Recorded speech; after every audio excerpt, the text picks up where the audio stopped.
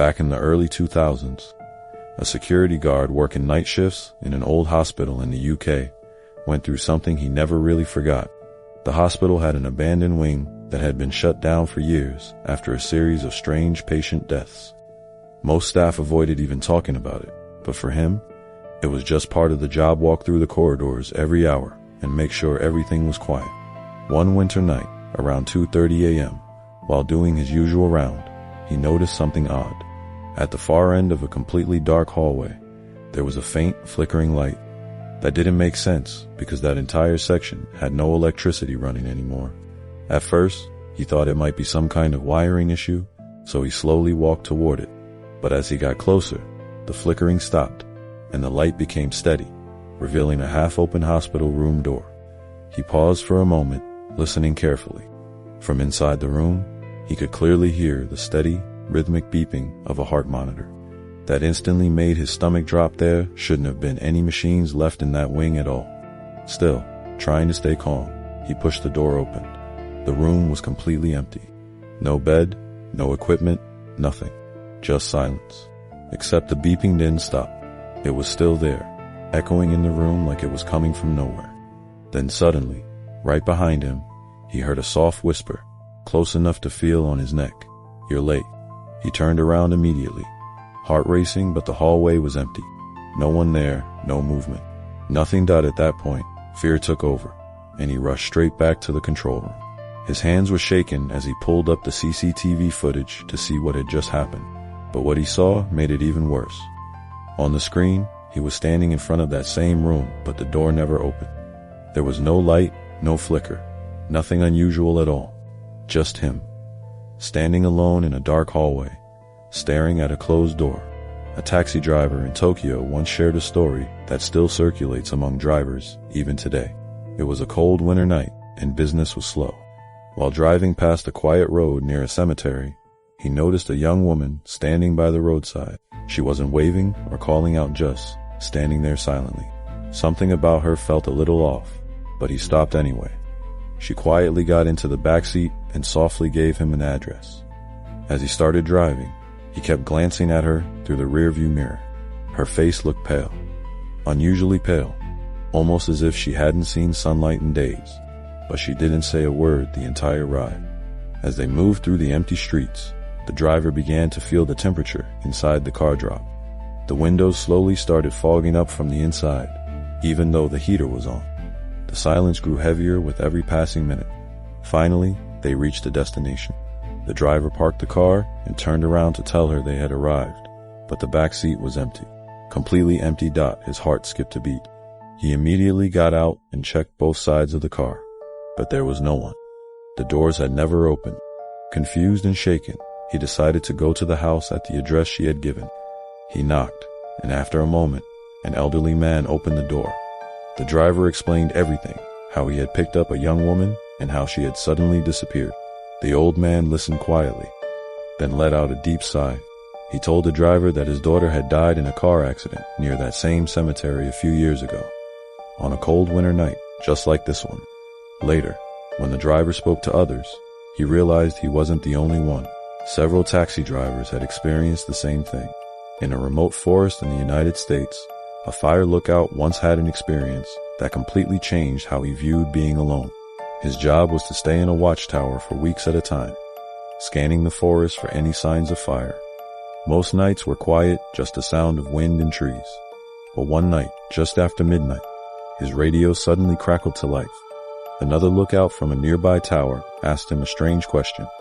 "Do you see anyone near your tower?" Confused, he replied no. There shouldn't have been anyone out there at that hour. There was a pause, and then the voice came back, more serious this time. "I'm looking through binoculars. There's someone standing directly below your tower.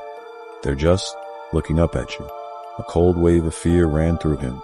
Slowly, he reached for the floodlight switch and turned it on, aiming it toward the base of the tower. The ground below was completely empty. No movement, no person, nothing. He quickly grabbed the radio to respond, but now there was only silence, no reply.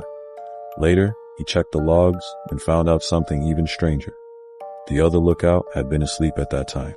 No one had contacted him. That night, He tried to ignore it and get some rest.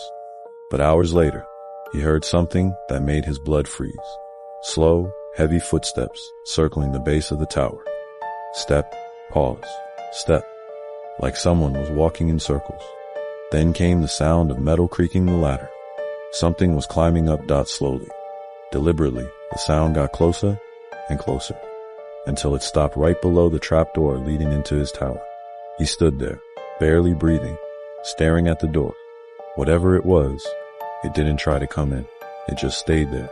He never opened it. A college student once shared an experience from his stay in a remote hillside hostel in Nepal during winter break.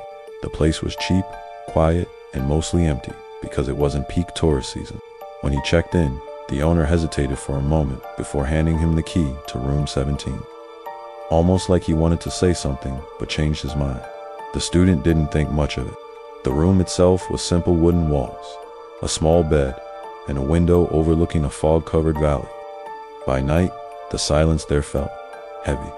On his second night, sometime around 1:40 a.m., he woke up suddenly. At first, he didn't know why, but then he heard a faint knocking sound. 3 slow knocks, tap, tap, tap. It was coming from inside the room. Not the door, not the window. Somewhere closer. He sat up, trying to listen carefully.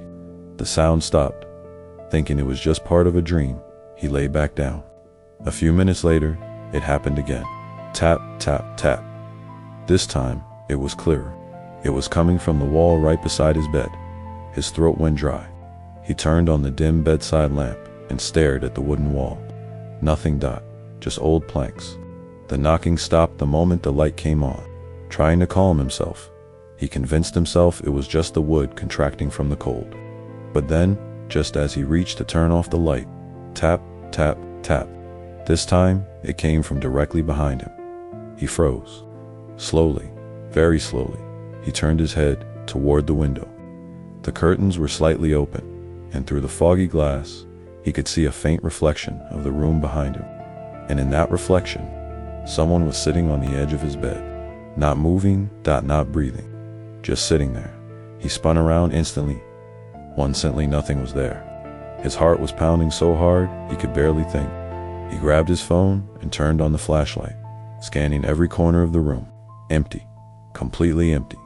But when he pointed the light back at the wall, there were marks. 3 small dents in the wood, perfectly spaced, like something had been knocking from the other side. He didn't sleep for the rest of the night. The next morning, he went downstairs and told the owner everything. This time, the owner didn't stay silent. He sighed and said that years ago, room 17 had been occupied by a traveler who was found dead inside, sitting on the edge of the bed, facing the wall. No signs of struggle, no explanation. Just there. After that, guests started complaining about knocking sounds, especially at night. The student checked out immediately, but what stayed with him wasn't just the knocking. It was the fact that whatever was in that room didn't try to scare him.